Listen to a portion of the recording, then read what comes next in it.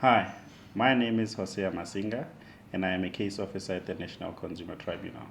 Today, I will be advising you on how to file an application at the National Consumer Tribunal. However, this excludes debt review applications. There are four ways in which you can file your application. You can file application via the official email address of the tribunal, which is registry@thenct.org.za. You can also deliver your application at the tribunal's offices in Centurion, or you can send it to the tribunal's post address via registered mail, or alternatively, you can send your application via fax. Once the tribunal receives your application, the records department in the registrar's office is responsible for receiving all filings. Once the records officer receives the filing, the records officer identifies each filing and compiles a reconciliation report. This report helps the tribunal keep track of everything it receives. The reconciliation report is then reviewed by the Records and Quality Assurance Manager, then approved by the registrar or the deputy registrar. All possible applications are sent to the case management department, specifically to the case manager. When a case manager receives a possible application, she does a quick scan of the application to see whether the application is likely or unlikely to comply with the requirements.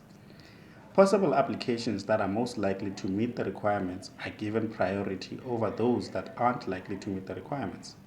This is to ensure that the possible applications that are likely to turn into applications are processed as soon as possible. Once all the possible applications have been scanned, the case manager will then allocate the possible applications in order of priority to the case officer. The case officer will then assess the applications thoroughly. The tribunal rules have specific requirements for each type of application that can be filed. The rules can be found on Table 2, which starts from page 180 to page 197 of the Tribunal Rules. Case officers assess possible applications against the requirements prescribed in the Tribunal Rules. Most applications require a filing notice, which is the Form TIR 30A. These serve as a cover page or introduction to the application filed. The case officer checks if the parties are cited correctly and how service was effected on the relevant parties. Most applications also require another form that is specific to the application that is being filed. For instance, the Form TI 165 is required for an application to rescind or vary an order. The case officer has to ensure that the form was completed correctly and that it is signed and dated. Some applications require an affidavit. The case officer must ensure that the affidavit is commissioned and initialed both by the deponent and the Commissioner of Oaths. Most applications require proof that service has been effected on the relevant parties. Service can be done by hand delivery, via registered mail, or even via email. Where email has been used, the case officer checks if there is consent to service between the parties. Very few applications require a fee payment. The case officer will check whether proof has been attached and whether the correct amount payable has been received. The assistant case manager or the case manager will also check with the finance department if such payment has indeed been received. Upon finalizing the assessment, the case officer will forward the outcome of the assessment as well as a possible application to the assistant case manager for review. Once the assistant case manager receives the outcome from the case officer, he or she will then do a first review of the case officer's assessment. Once the first review is complete, the possible application is then forwarded to the case manager to do a second review of the case officer's assessment. The implementation of this peer review system is to ensure that our assessments are not only consistent, but they are of good quality. The case manager will then forward the reviewed assessment and possible application to the registrar or the deputy registrar for approval. The deputy registrar or registrar will do a final recheck and approve the reviewed assessment. The approval requires a signature of the registrar or the deputy registrar. When a possible application has been found to comply with the filing requirements, a notice of filing will be issued to the applicant and the respondent. The notice of filing serves as a confirmation that the matter is now pending before the tribunal. The notice of filing also provides the case number of the matter to the parties. Once a notice of filing has been issued, the case number is recorded onto the non-DRA spreadsheet. This is a spreadsheet that the tribunal uses to keep track of all applications that are pending. The notice of filing also notifies the respondent that it has 15 business days to file in opposition to that application, should it wish to do so. The 15 business days are counted from the day of receipt of the application by the respondent, not the day that the notice of filing was issued.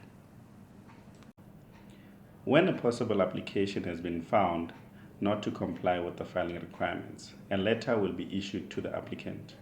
The letter will have a reference number that looks something similar to the one appearing on the screen. The letter will confirm the date when the application was filed, as well as the type of application that the applicant has attempted to file. The letter will address in detail the errors or issues that were found in the possible application. The letter will further discuss ways in which the application may be amended in order to comply with the filing requirements. Once the letter has been issued, the file pertaining to the possible application is then closed and recorded as finalized by the Records Department. The filer is then at liberty to make the necessary amendments and refile its entire application again. The below are common mistakes found in possible applications.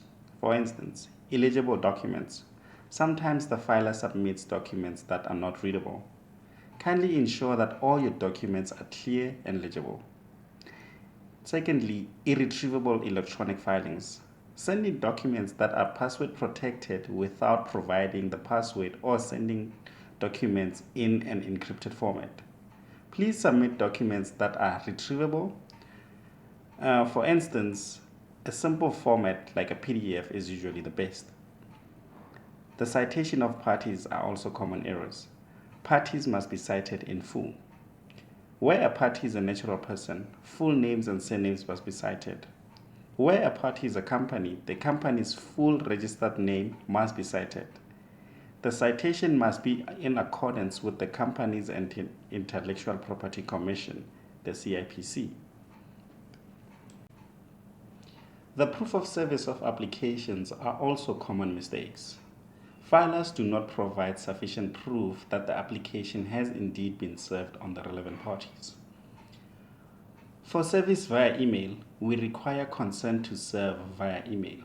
We also require a copy of the email where the service was effected. For service via registered mail, a copy of the stamped registered mail slips are required. If a courier service is used, it is not enough to attach the courier slips. You must attach the track and trace report as well. For service via physical or hand delivery, kindly ensure that the respondent dates and signs the form TIR 30A. If possible, request that the form be stamped as well. Another common mistake is that when issued with a letter, parties tend to only refile the documents that were missing. Please ensure that you refile your entire application, not just the amendments. Treat each filing as a completely new application. And that, fellow South Africans, is how you file an application at the National Consumer Tribunal. Thank you.